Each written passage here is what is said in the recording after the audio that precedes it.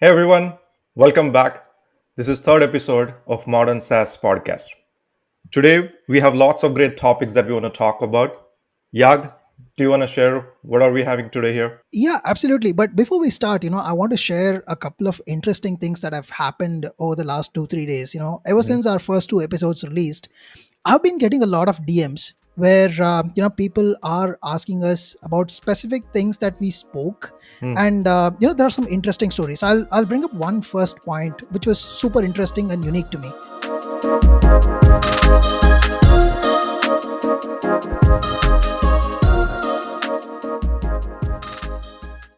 Based on our first episode where we discussed all in one versus best of breed solutions, there was this interesting person who came in and he said, Yag, I love what you said. It absolutely resonates.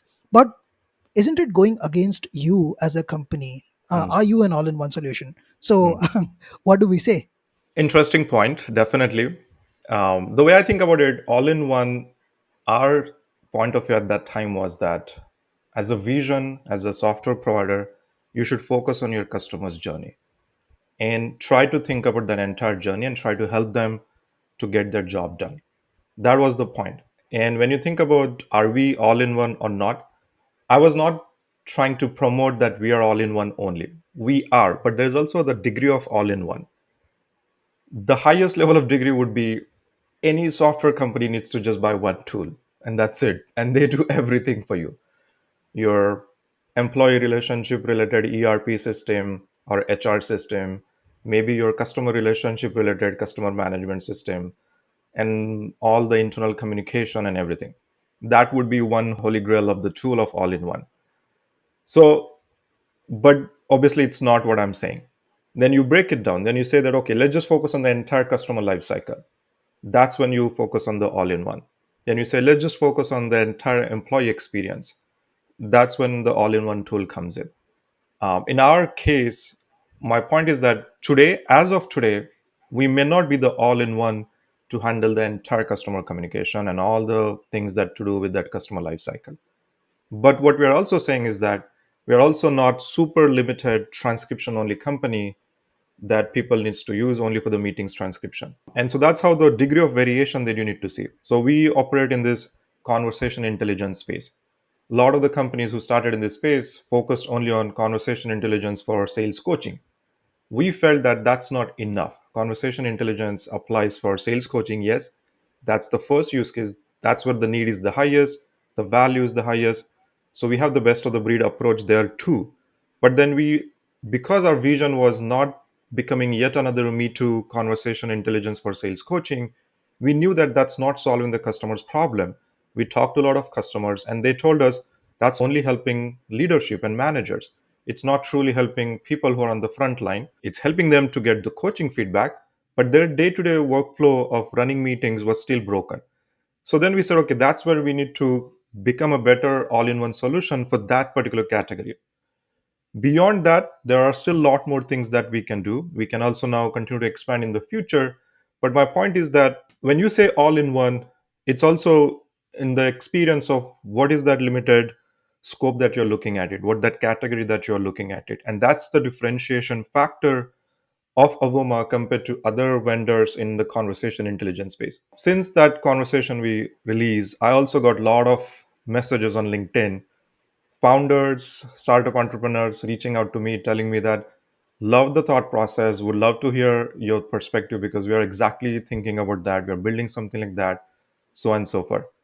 And here's another thing. It's one of those philosophies that once you talk about something, then everywhere you go, you start seeing that messaging. Yes.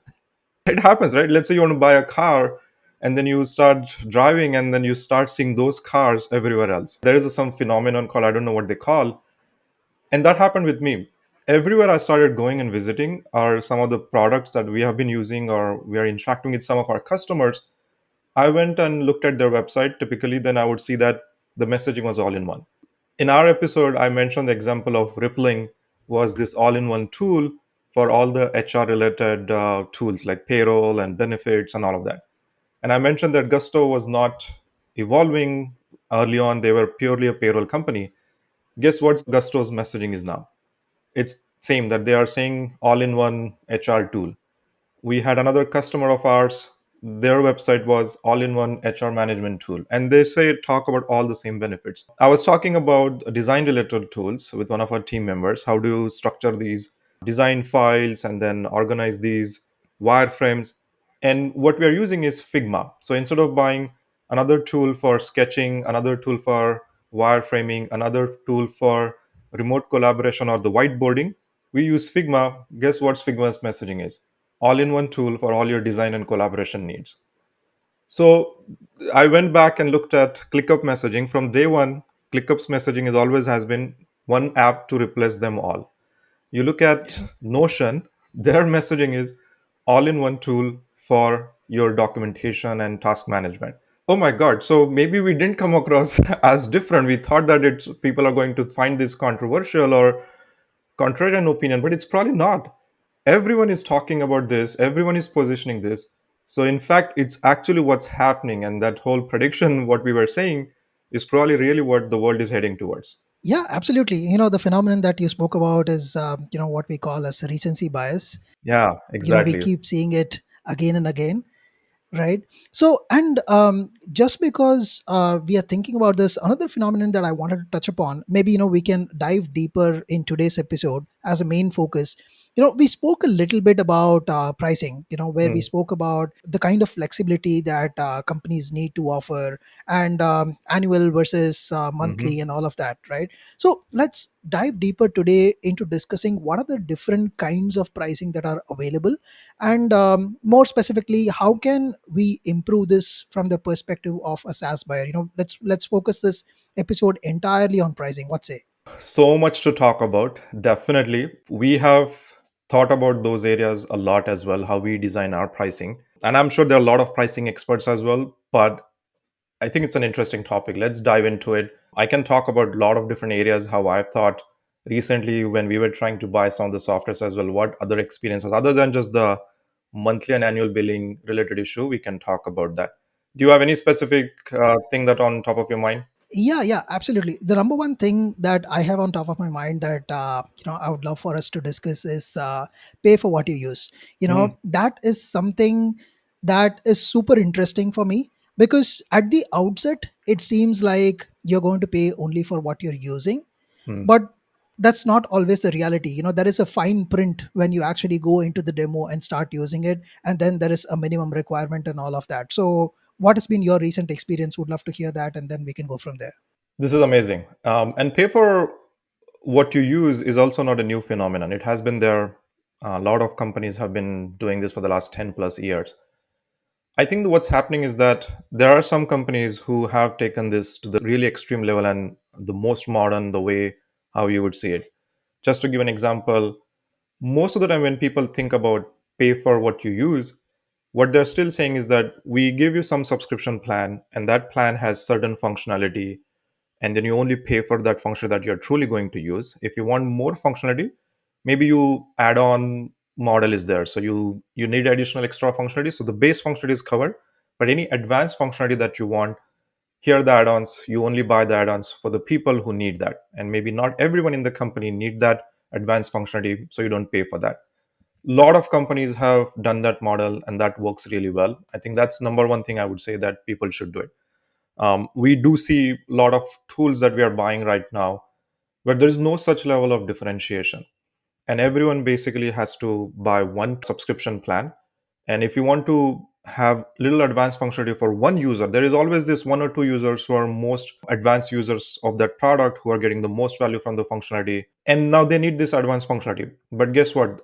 The typical way how all the subscription companies handle this, you have to migrate all the users to the advanced plan. And it boggles my mind that why are you not letting different people to buy different plans or divide Right. this into an add-on model? One example we talked about last time was Asana. We loved Asana, but the problem was that only few users were using the advanced functionality. So we had to move everyone to Asana's advanced functionality, which was a lot more expensive than what we really needed. And then that's what the whole migration to ClickUp happened because of that exact experience. And there was no separate level of differentiation that, oh, these users need advanced functionality, these users don't. Similar thing happened, I believe, with Notion versus Coda. Coda came up with this model where they said that you only charge for the content creators, and they charge a little premium price because they are the ones who are creating the content. Because in the entire company, not everyone is creating the documentation with the same level of effort or with the same level of details. Few people are just there to consume the documentation or review or comment, but they're not creating as much. But the alternative was Notion. In Notion, what we felt was that you had to pay for every single user the same price. And we were doing that. And then we quickly realized that half of the team or 90, 80% of the team is not really creating that level of documentation than the 10, 20% were users who were creating. Yes, the Notion's price was lesser, but it just felt that if these people are not using it, why should I keep paying for them? I'm okay to pay for the user who's actively using it. So those are some of the practices I felt were not handled in some of the pricing related discussions that these companies are doing. I'll go one example even more. That the pay for Sure. you use Slack is a great example where they have even taken this to a level where they're saying they automatically detect if the user is active or not, and they will proactively will tell you if this user is active, then we will charge them. If this user is not active, then you are getting refund for that next month, or we are reducing the charge for the next month. That is, to my in my opinion, is the next level. Even Avoma is not to that level, and I wish we could go there, and hopefully we should do something like that as well.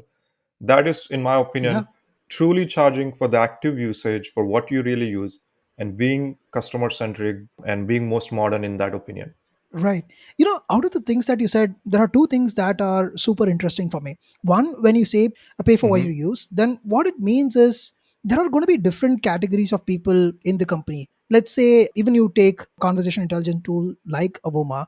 Now, Hmm. there are going to be salespeople, there are going to be CS people, there are going to be engineers, and all of that. Now, Exactly. the key question to talk about, which also beautifully stitches to the second point that I would like to talk about in this whole, pricing scenario, is the collaborative aspect, right? Hmm. So the reason why people try to move everybody into one category of pricing is to say that, hey, unless all of them are on the same set of features, they will not be able to collaborate with each other. So Hmm. the whole point is, can we allow collaboration without bringing everybody into the same pricing range? We can. And the way I think about it is SaaS companies now need to think about, and this also ties to the all in one versus the best of the breed approach as well. The way I think about, if your service or product has multiplayer mode versus a single player mode.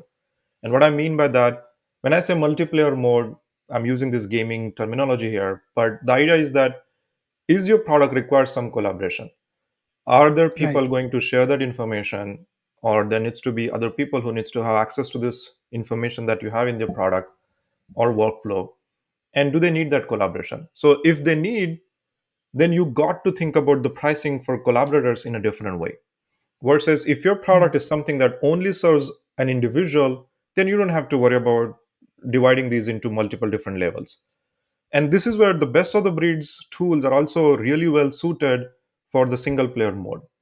Anytime when you think about the multiplayer mode and there are tools other people needs to be part of your service for the collaboration, then you have to think about the pricing in a different way. My number one argument used to be, why are you restricting the collaboration? Your product's usage will be successful, the value will be materialized or realized even more if more people in the organization get value. So not just the people who are doing the core action, but these collaborators, people who are just having a view access, people have commenting access, sharing access, all those things. Those are the peoples are also going to find value from the functionality that the core users are doing. And I felt when we were doing as pricing for Avoma, we had that concept. We said that, yes, we will charge more for people who are actually doing core action. They get the value the most. We are helping them save time. We are helping them get better. But guess what? Some users may not necessarily get the same level of value than the other users. That's the reality. We don't want to say that everyone gets the same value.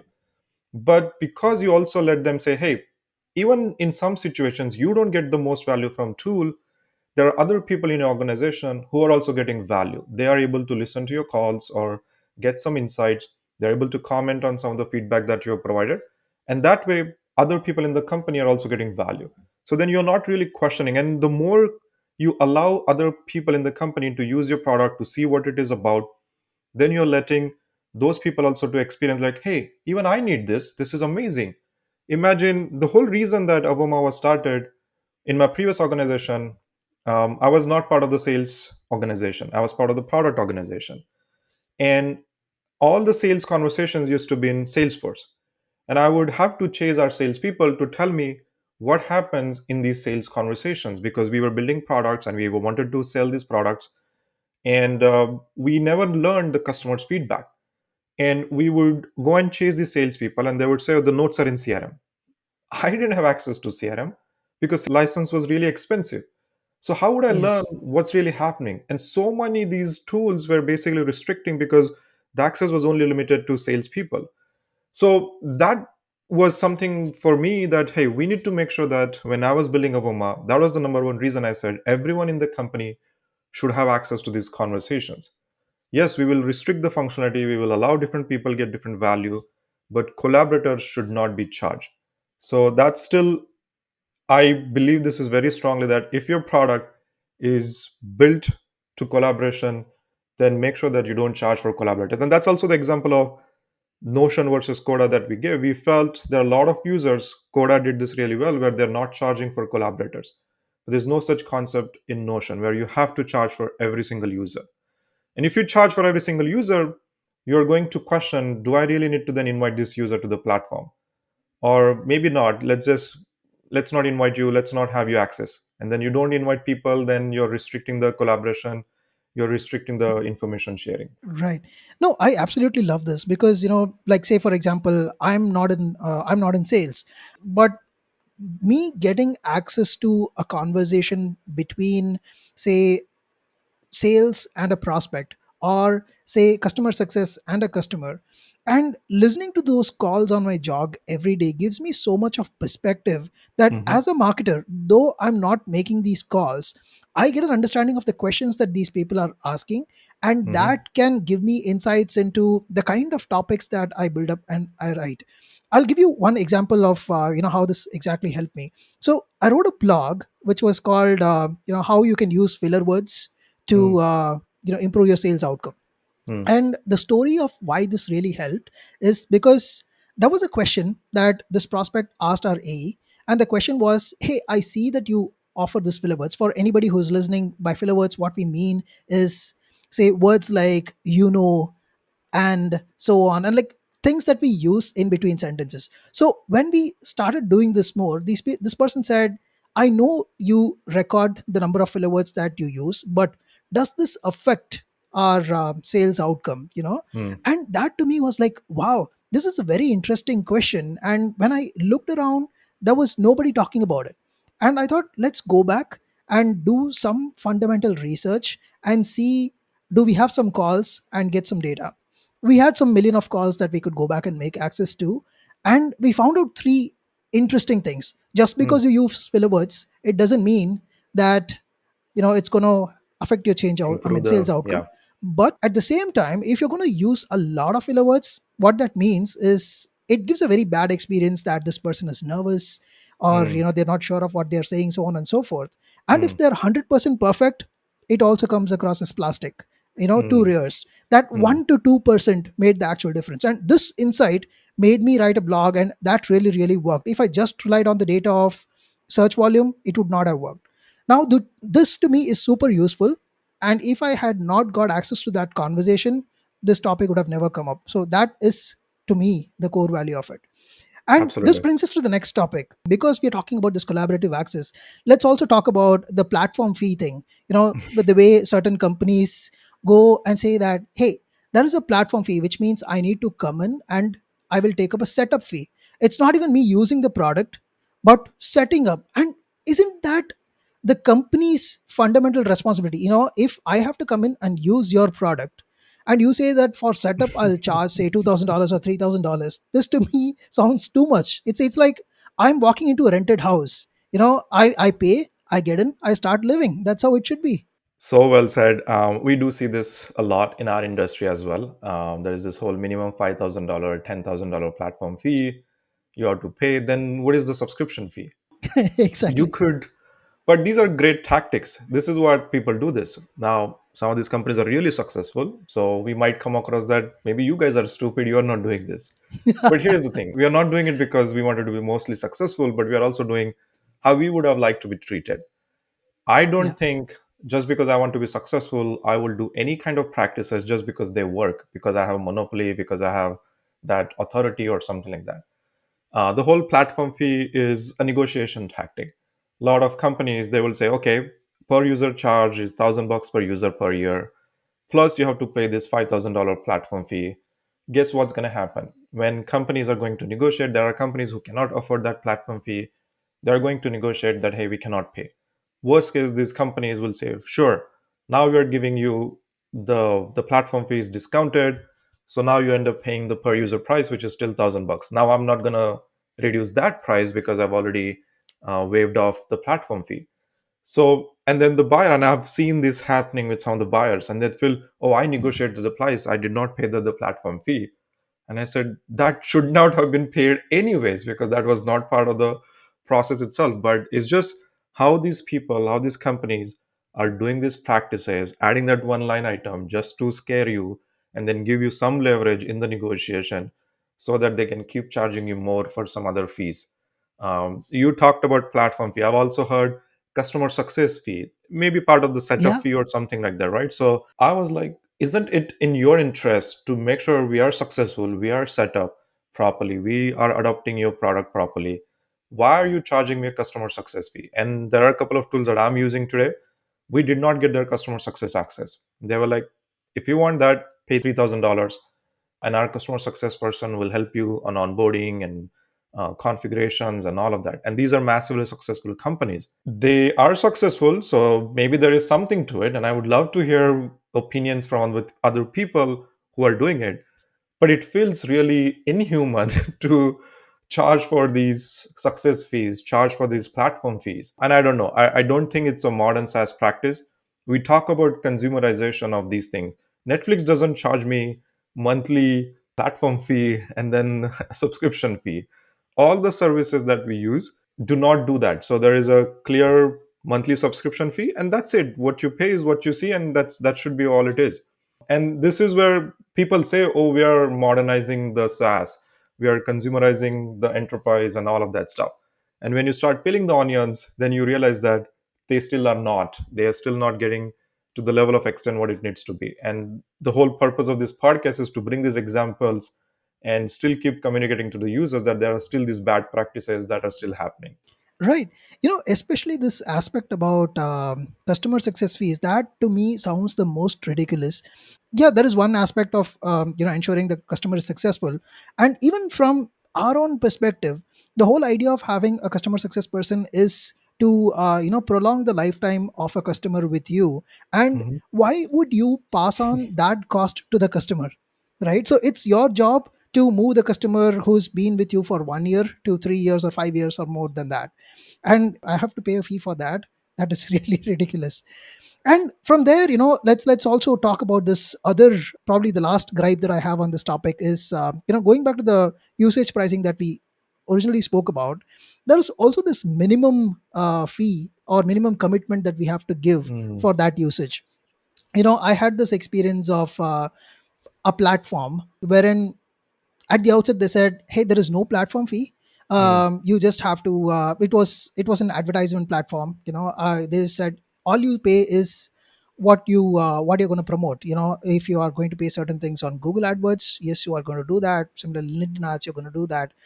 And then when I went in and had the demo, they said you have to commit for a minimum of $5,000 for a month. And I'm like, why? Why would I do that? If your platform is completely free and the usage is completely open, I can still, run ads for just $2,000 or $1,000 and test it out. Why can't they allow that? You experience is one platform. I've also experienced recently in three other platforms as well. Just to give you some example, there are some API driven companies. They have this whole concept of, pay for usage. So they'll tell us, if you make the one API call, this is how much you need to pay, and we are fine. But the more you start using it, they'll come and they'll say, okay, why don't you commit this much for the entire year? And I'm like, okay, based on some projection, they'll say, oh, if you're going to grow this much, this is what the pricing would be. And I'm like, then it is not API based usage based pricing. And some of these AEs gave me this proposal. There was nothing about usage based. Everything was there about monthly. On the website, they say it's a usage base. And when I decided to buy the solution, the proposal that comes in an agreement is that every month you have to pay this much, or annually you have to commit this much upfront. So, and these are all coming up based on some projections that they're doing. And that completely defeats the purpose. And this happened in this one API driven company, another payment processing company that we're using. And there are alternatives who are purely doing it based on percentage. And they are saying, okay, this is what you pay. The usage based pricing is there. That also comes around, there's this whole minimum seat requirement. So it's not minimum usage requirement. Sometimes people will also have this minimum seat requirement. Sometimes only two Yes. or three people or one or two people need to get value from the product, but then they have minimum five people needs to buy this tool, and the pricing is basically for that. And then for the entire period, when your team is not grown to that five people, you continue to feel that why are you overpaying so much? Yes, once you grow, probably at that time it might make sense. You're 100% right, there are still those minimum requirement pricing that people have. And if your product works, if it helps us to grow, we will grow with you. We will continue to buy more licenses from you. So why not just keep it based on user base and the usage base truly? And as we continue to grow, we will pay you more. But by bringing these minimum requirements, they they want to probably improve their cash flow. They want to probably improve the forecasting because now you have more assurance that what you're going to get, but it doesn't come across a buyer centric pricing. Right. Yeah. And the thing is that I've also seen greater experiences where, like, say, there are some products that give you at a very minimalistic price when you are a startup and they scale along with you. That is Yes. amazing. But the set of things that we discussed today, the different kinds of pricing issues, it sometimes wonders me that, hey, we are in 2022 Hmm. and a lot of things are still being played the way it was in the early days of SaaS, or even the pre-SaaS period. So why are we doing that?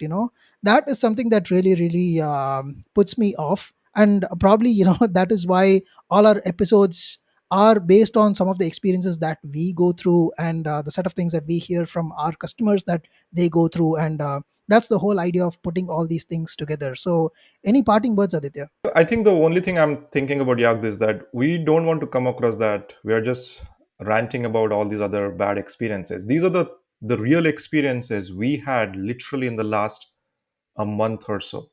All these points that I talked about, Yag, I had these experiences just in the last 1 month. Right. And I'm sure there are so many other buyers who are experiencing this every single day. There is always this frustration. We talk about the modern SaaS experience is also about reducing the friction from the entire process, evaluation, buying, negotiation, all of those things. People talk about sales efficiency, the go to market motion efficiency. There was this vendor where I said, I want to buy it within one call because I had extremely high intent of buying that service. The pricing, the way they made was so complex, the way they explain what it is does, how it will they charge me. We had to get on three different calls just to talk about pricing. We didn't spend time on evaluating the product, neither taking the demos. I said, I don't need that. I want this. I've done my research. I know it. Just give me it. The deal kept negotiating. The rep was trying to close that before the month. And obviously, we didn't come to conclusion. They had to now push it to the next month, and it's just back and forth, back and forth. And I was like, so inefficient. I know he had to or she had to pull many resources to get that pricing approval. So if you make it transparent, easy, your motion, the go to market motion will be faster, your pricing negotiations will be faster, your sales efficiency will improve. But there is definitely another aspect of all of this is that maybe we don't know a lot as well. This is what we are just communicating as a buyer, and I'm no one to say that I know it all. We are also not a billion-dollar company yet, so we cannot claim and say that, hey, we know how this works and we have done this successfully. We are pretty good successful right now, we are growing, all of that is good. But at the same time, there must be a lot of learnings that what we are still talking about here, there might be some other side of the story. And we would probably, I think what would be helpful, yeah, to bring some experts here and to get their perspective. We should probably question these things, that if people are doing something, these practices, we should ask them, why are you guys doing this? And what are the other perspectives? And we would like to hear their thoughts as well, because I don't want to come across that this is the right way of doing it. I'm sure we're missing the other stories here, but at least this is, we are just sharing what we felt was not right. But I think we should be open minded to listen what other people have to say as well. Yeah, 100%. I'm absolutely on board with the idea of having more people. In fact, I have a list of people that I'd love to reach out to, and let's definitely have them on the show. And it would be a great conversation to understand why they do certain things in a certain way. And you never know, we might learn a lot, and it can become part of our practices as well.